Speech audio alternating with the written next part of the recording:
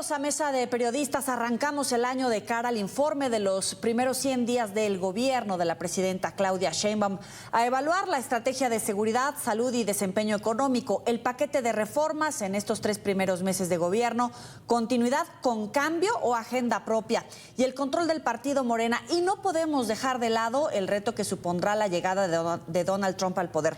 Le doy la bienvenida a Luis Miguel González, director editorial del Economista, como siempre con mucho gusto de saludarte, y también a Ulises Castellanos, director de Zona Cero. También bienvenido, Ulises. Buenas noches. Buenas Gracias, noches. Saludos a Luis Miguel. Para empezar, el informe del secretario de Seguridad, en el que destaca la contención en la escalada en el número de homicidios en Sinaloa. ¿Cómo evalúas los 100 primeros días de la estrategia de seguridad, Ulises? Bueno, me parece que hay avances, ¿no? Para los que estaban preocupados por el tema de abrazos y no balazos, pues es evidente que eso se invirtió. Es decir, ahora hay, no quisiera decir que más balazos, pero hay más operativos, hay más detenciones, hay más aseguramientos. Por supuesto que el tema de seguridad va a ser un reto permanente y ahí están los números de lo que hoy anunció Harfuch en la mañanera respecto de lo que han decomisado, de las armas que han decomisado, del fentanilo y de más de 500 generadores de violencia que han sido detenidos. Obviamente no se va a notar en la percepción, la gente se sentirá igual pasado mañana, pero este es un trabajo de tenacidad y de ir hacia el futuro. Lo más importante, yo creo, es que se cambió la estrategia y la narrativa sobre el tema de seguridad. ¿Coincides, Luis Miguel? ¿Cambió la estrategia y la narrativa? Sí, no solo es un cambio de narrativa. En esta frase que con frecuencia se usó en campaña, que era continuidad con cambio, yo diría que en este caso vemos más cambios que continuidad. Hay mucho más enfrentamientos, pero además hay mucho más resultados. Si queremos ver, por ejemplo, detenciones, los números no son míos, son de Pérez Ricart en un artículo que publicó en Reforma. Es el doble de detenciones. Hay más decomisos de drogas, hay más decomisos de armas. Y yo diría, coincido con Ulises también creo que incluso en algunos casos el que haya más violencia tiene que ver con que efectivamente hay un combate más duro. Yo diría que el cambio más relevante es que hay un líder en la estrategia de seguridad visible, es un líder civil. Refiero a Omar García Harfuch. Me parece que para lo que muchos criticamos, que es militarización, ha sido una buena señal que el liderazgo de la estrategia de seguridad esté en un civil. Claramente es el personaje central en la implementación, la estrategia de seguridad, y creo que el tema de percepción no es solo de percepción. Hay estados que se ha deteriorado mucho la condición. La propia semana pasada, sí, el propio Harfuch se refería al caso de Tabasco. Tabasco pasó de ser un estado estaba abajo del promedio en temas de violencia e inseguridad a estar delante en la parte alta de la lista. Tabasco, Chiapas, Sinaloa, Guerrero, supongo que también ahí podemos centrar un poco la atención, y no sé si son hechos aislados o también hay que ponerlo sobre la mesa. Va creciendo el número de estados que representan un foco de alerta, Luis Miguel. Creo que no es solo un asunto de percepción o de narrativa, sino hay que ver que somos un país, un territorio muy diverso. Quienes vivimos en la Ciudad de México vivimos en una zona relativamente tranquila, relativamente incluso frente a estados vecinos muy cercanos, caso de Morelos. Entonces yo diría, cuando hablamos de inseguridad, probablemente la pregunta casi de control obligada es ¿y dónde vives? Para saber claro qué vamos a contar. Ulises, con la llegada del presidente Donald Trump, evidentemente la agenda de seguridad pues se va a calentar mucho más. ¿Cuáles son los retos precisamente para manejar un discurso acosador con un presidente acosador, pero también con una situación de narcotráfico, en este caso binacional, pues que puede poner en entredicho la estrategia del gobierno de la presidenta Sheinbaum. Y tenemos en el norte un vecino que se va a convertir en una especie de, sí, eso, un presidente, el presidente obvio de la potencia más grande del mundo, en un presidente acosador. Y yo creo que a los acosadores hay que denunciarlos, contenerlos, darles información y no engancharse. La estrategia que implementó Canadá ya vimos que fue un fracaso, prácticamente le costó el trabajo al primer ministro Trudeau por quedar bien con Trump. Esa no es una ruta. Me parece que la presidenta lo ha hecho bien, con serenidad. Quizá a mí en lo personal me gustaría un poquito más de contundencia en las respuestas, pero ok, la presidencia de la República quiere irse despacio. Faltan 4 años, tampoco hay que quemar toda la gasolina de entrada. Sin duda van a ser 4 años con mucha presión para México. Yo agregaría que afortunadamente Trump está abriendo tantos frentes en el mundo que tampoco nos sintamos el ombligo del planeta. Pero somos vecinos, Europa, ¿no? Sí, pero no nos quiere comprar. A Groenlandia sí. No le llamó gobernador a Claudia, le llamó a Trudeau. No quiere tomar el istmo de Tehuantepec, quiere el canal de Panamá. No, hombre, la cantidad de enemigos que se está haciendo Trump a nivel mundial nos va a poner en ese cajón, pero no vamos a ser afortunadamente el centro de todo. Claro, lo que nos importa está aquí. Yo veo absolutamente inviable el tema de, ya no hablemos de invasión, eso es absurdo. Pero el tema de los grupos de élite que van a entrar a Badiraguato para llevarse al hijo del Chapo, ok, que lo intenten, como si no lo hubiera intentado ya México.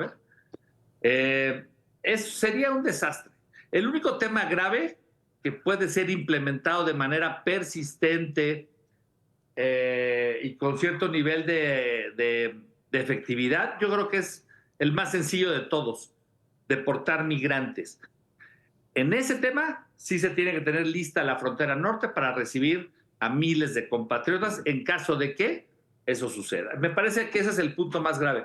Lo demás es retórica, lo demás es rollo.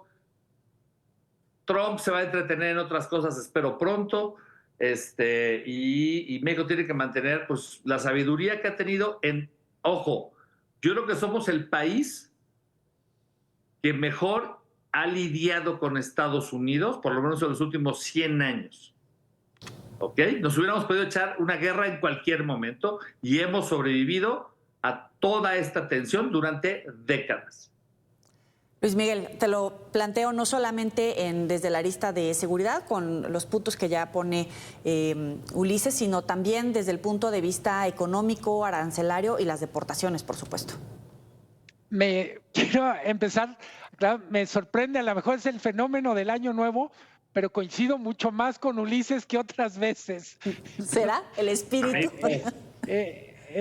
No, a ver, creo que efectivamente vale la pena ver a Trump en el mundo para ver dónde están las amenazas de Trump a México. Probablemente la pregunta que empezaremos a resolver a partir del 20 de enero es ¿qué lugar de la lista ocupa México, de la lista de Trump ocupa México? Si no somos uno de los 5 primeros, estaremos en el lado más afortunado. Si somos uno de los 3 primeros, creo que la tenemos muy complicada. Tú decías, Joely, me parece que es muy relevante, ¿qué pasa con los temas económicos? El gran reto que va a plantear Donald Trump es que va a revolver los temas. Uno de los grandes éxitos de los gobiernos, yo me atrevo a decir desde Salinas hasta López Obrador, es que lograron decir, hay un carril económico que es tan claro lo que ganamos colaborando que más vale no mezclarlo con temas muy delicados, muy complicados, como migración, como seguridad y otros más. Aparentemente la llegada de Trump pone fin a esa etapa donde teníamos carreteras separadas por temas. ¿Qué me preocupa? Que una parte de lo que Trump va a usar como argumento depende de México, no de si él prende o no el micrófono. Y me explico, cuando Trump y los halcones demócratas y republicanos dicen, México tiene unas aduanas tan porosas que están dejando entrar producto chino que a su vez luego entra a Estados Unidos, la pregunta es, ¿y por qué tenemos unas aduanas porosas?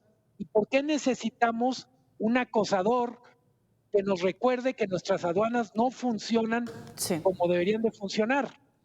Y creo que un poco lo mismo pasa con lo de seguridad. Yo digo, qué mal que planteé la importancia de la seguridad de México para Estados Unidos, como cierto es que la seguridad en México no solo le preocupa a Trump y a los estadounidenses, si me apuras, nos preocupa más a nosotros. Y necesitamos resolverlo. Para eso vamos a necesitar colaborar con Estados Unidos, del mismo modo que ellos necesitan que nosotros colaboremos con ellos para temas como migración y grupos criminales. Claro. También ponía sobre la mesa el paquete de reformas que se aprobaron en estos 3 primeros meses y la agenda que va a seguir la presidenta Sheinbaum para el resto de su gobierno. Vamos a hacer una pausa en la mesa de periodistas y volvemos. Continuamos con Mesa de Periodistas por NTN 24, el canal de las Américas. Continuamos con la mesa de periodistas. Luis Miguel, te planteo esto, los 3 primeros meses del gobierno de la presidenta Sheinbaum, ¿qué es lo más destacable en la agenda legislativa que se avanzó y sobre todo los cambios que vienen a futuro? Creo que lo más destacable, si lo podemos poner así, tiene que ver con la cantidad. Tengo la impresión que lo que tenemos a partir de esa agenda tan voluminosa de cambios es una especie de dispepsia a la hora de ejecutar. Es decir, ¿cómo vamos a digerir 20 reformas de las cuales cuando menos la mitad son de gran calado? Si yo pudiera hacer una observación, diría, 100 días es muy pronto para evaluar. Se puso de moda en la comunicación política hacer este corte caja. Por la complejidad del momento que vivimos, 100 días es muy pronto. Pero lo que sí podemos decir, la agenda legislativa con tantos cambios, lo que genera, desde mi punto de vista, es una pregunta que me encantaría hacerle a la presidenta y a su equipo, y es ¿cómo reparte su tiempo entre tantos temas relevantes? Es la relación con Trump, es seguridad, es el legislativo, es el rescate de Pemex, es el presupuesto, es la desaceleración económica.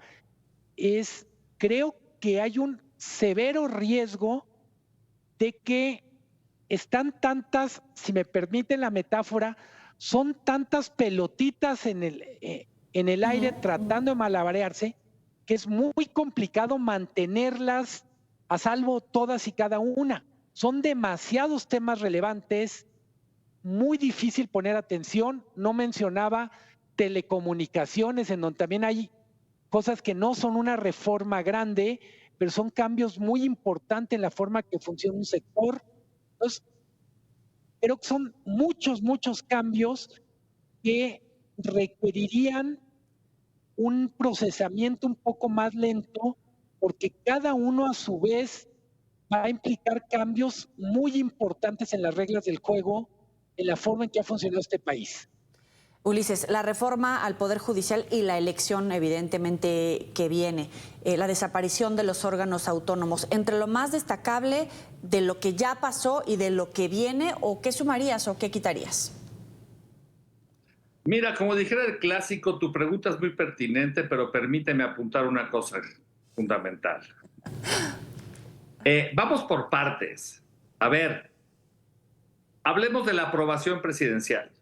2 encuestas, al menos en estas últimas 48 horas, pusieron a Claudia entre 78 y 80%, lo cual refleja un apoyo significativo entre la población. Es decir, sea lo que sea que está pasando, las pelotitas que dice Luis Miguel, lo que diga Trump y el tema de la economía más todo lo demás, la gente, casi 8 de cada 10, por lo menos están tranquilos con el gobierno de México. Segundo, logros y proyectos de Claudia para este corte de los 100 días. Coincido perfectamente con Luis Miguel. Es muy pronto, pero las bases que están sentadas, ¿cuáles son? Sheinbaum anunció, por supuesto, el proyecto de trenes, por supuesto, la plataforma digital de seguridad. El tema de la desaparición de los autónomos, ya denlo por hecho, se acabó, no es más tema, no va a pasar más nada con eso. Vayámonos a temas económicos que le gustan a Luis Miguel. Desarrollo automotriz. Se presentó, desde mi punto de vista, una presentación casi de preparatoria de lo que quieren hacer con un coche eléctrico, pero por lo menos hay la intención de hacer un coche eléctrico, ¿ok? Y eso va a mover la economía en un sector hacia esa dirección. También están los programas sociales que están garantizados, que son un éxito y que se multiplicaron. Veamos cuáles son las críticas y desafíos en estos 100 días. Por supuesto, en primer lugar, la inseguridad. Omar García Harfuch tiene en sus manos, en su equipo, en su proyecto, lo voy a poner en términos políticos de este tamaño, la continuidad o no de la 4T, porque si no refleja o no actúa o no recomponen el tema delincuencial y lo regresan, no se va a acabar el narcotráfico, pero si lo regresas a un modelo mucho más acotado, va a haber 4T para tercer y cuarto piso. El desempeño económico. Ahí Luis Miguel es mucho más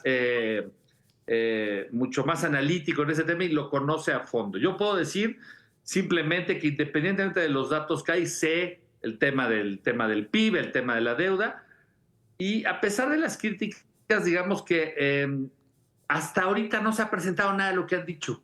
El dólar está en 20 pesos y algo más. Vamos a ver cuáles son los resultados tangibles, pero eso sí, no es tema de este programa y de este momento porque no ha pasado nada hasta este punto. ¿Y cuál es el futuro después de los 100 días? Yo pienso que los próximos meses Sheinbaum tiene que resolver muchos de los temas que están presentes, tiene programadas muchas reuniones clave que tienen que ver con distintos actores políticos, es recomponer el poder hacia adelante.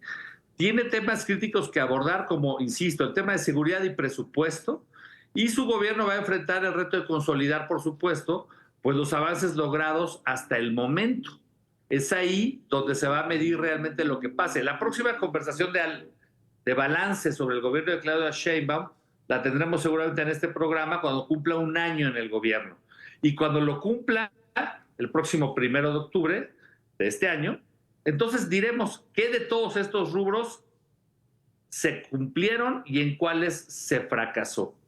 El estar hablando en el pantano, en la rumorología, en lo que le encantan a muchos que comentan sobre lo que viene, como el desastre que viene, la verdad es que es un poco cansado. Luis Miguel. A ver, otra vez coincido con Ulises. No, se acabó. No, a ver, es que son muchos años de discutir como para terminar en esto. No, a ver, creo que es muy, muy importante de verdad reiterar, es verdad, los primeros 100 días han sido 100 días en donde ha tenido la capacidad Sheinbaum de mantener viva la expectativa de que las cosas pueden mejorar. Ella misma lo decía, me tocó entrevistarla 2 o 3 veces en campaña, ella decía, me queda claro que vamos a tener que entregar resultados. Decía Ulises, es seguridad, yo diría es salud, hay expectativas importantes, por ejemplo, en el tema de abasto de medicamentos, por ejemplo. Entonces, yo diría, necesitamos más tiempo para evaluar. Lo que sí creo, cuando decimos es que la 4T se parece al PRI en muchas cosas en esta parte del modelo de partido único, el PRI tenía desde mi punto de vista una cosa muy sabia en el cambio de sexenio, y es que el presidente entrante tenía el derecho de cambiar baraja más rápido. Aquí me parece que en algunos casos los riesgos de Claudia tienen que ver con esta narrativa de yo soy la continuidad. Pongo el caso clarísimo de Pemex. Pemex a estas alturas es más un pasivo para el gobierno que un activo, y me refiero solo a ingresos contra gastos. Durante muchísimo tiempo los presidentes volteaban a Pemex literalmente como quien voltea con una vaca lechera a ver cuántos litros le puede sacar por día. En este momento la vaca lechera está enferma y a la presidenta le toca asomarse a Pemex para ver qué va a necesitar para que no se le muera. No es un tema menor, en parte porque en la narrativa, sobre todo el sexenio pasado, se daba como hecho que el rescate de Pemex iba en marcha o ya estaba conseguido. No quiero, y en ese sentido retomo lo que dice Ulises, no es que se trate de pronosticar un desastre. En el caso de Pemex hay deudas no pagadas a proveedores que en parte explican los malos números en Campeche, en Tabasco, etcétera. Dicen, tiene que ver con que se acabaron las obras emblemáticas, pero hay que recordar, Pemex debe 400,000 millones de pesos que no ha pagado. Hay empresas que literalmente están con el agua aquí, más que hundidas.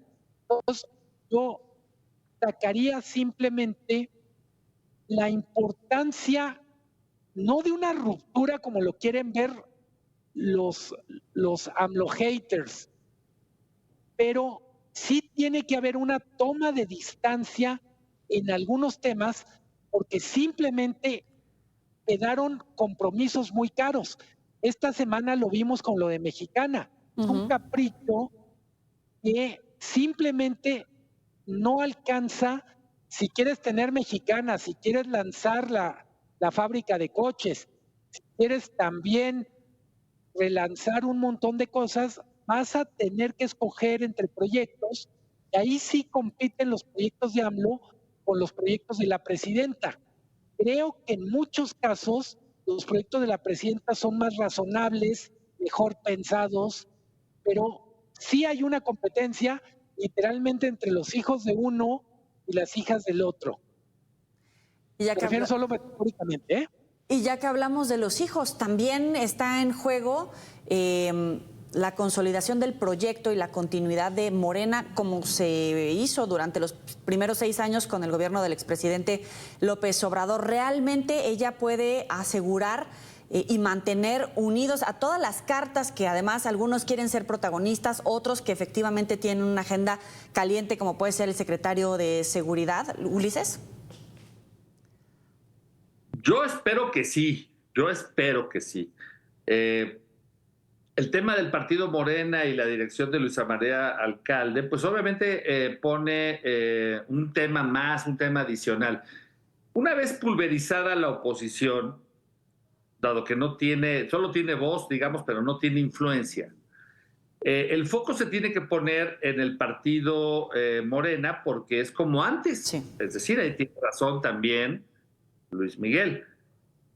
El tema está en el partido, el tema está que allí es donde van a venir los reclamos, las divisiones o las posibles divisiones, o los verdaderos opositores, o de aquí al 2030 de Morena va a salir el próximo presidente. Entonces, lo que importa es lo que pase en ese partido. Evidentemente, el tema de liderazgos y demás, pienso que hasta ahorita, hasta el día de hoy, se está llevando con cierta moderación y cierta madurez. Me parece que la gente en Morena tiene o debería tener muy claro la historia del PRD. El PRD fue un partido que empezó a ser exitoso después de 1990, 97, hasta el año 2000, 2006. Sí. Y después se autoconsumió en un canibalismo. Muchos vienen de ahí. Creo que aprendieron la lección. Ojalá la hayan aprendido.